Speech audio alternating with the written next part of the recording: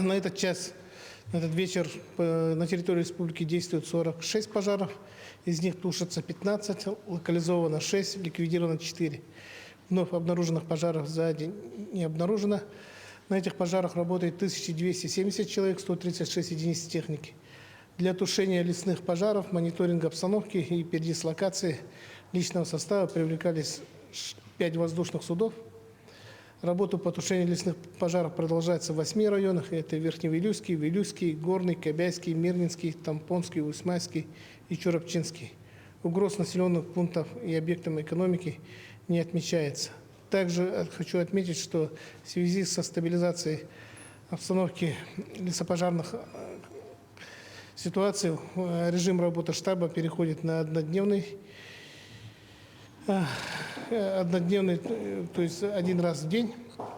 И сегодня же на станции Нижний Бестях прибыло дополнительно 4 единицы техники инженерных войск Министерства обороны. И они будут работать в Заречных Улусах, в частности в Чурапчинском районе.